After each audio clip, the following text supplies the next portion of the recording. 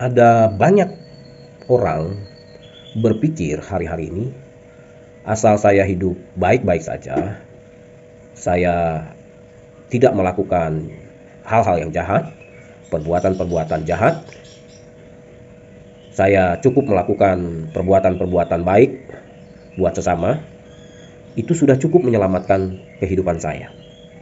Dan bahkan fenomena yang terjadi, banyak orang berpikir, saya mau menyumbang sana, mau sedekah ke sana, atau melakukan kegiatan-kegiatan sosial yang bermanfaat bagi orang lain,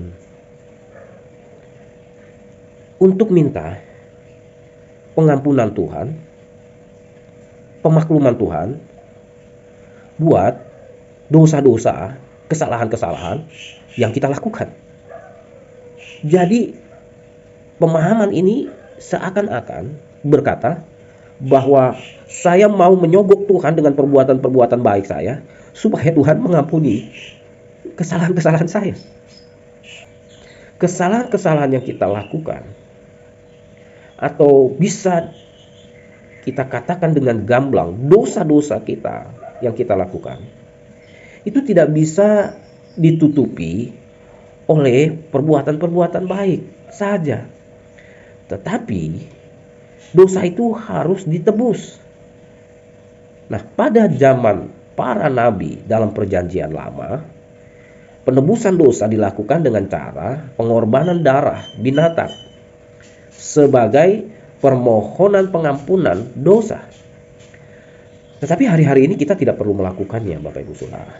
Kita ada di masa atau zaman anugerah. Ketika Tuhan menjadi manusia di dalam Yesus Kristus, dalam menggenapi rencana Allah menyelamatkan manusia dari dosa, Yesus harus mati di kayu salib.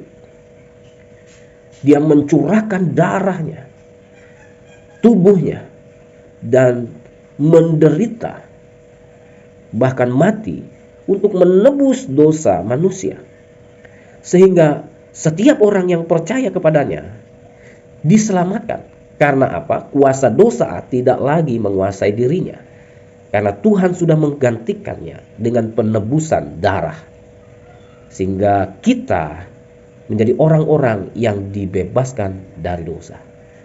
Jadi perbuatan baik sekali lagi tidak akan mampu menutupi dosa kita. Apapun perbuatan baik kita, sebaik apapun kita, yang mampu menebus dosa kita adalah darah Kristus Yesus. Dan kematian Kristus di kayu salib menjadi penebusan bagi kita. Oleh karena itu kita berani berkata bahwa di dalam Yesus aku pasti diselamatkan, masuk surga, bukan karena perbuatan baik dan kehebatan kita, tetapi jaminan dari kuasa penebusan dosa itu yang dilakukan Kristus, yang membuat kita berkenan di hadapannya.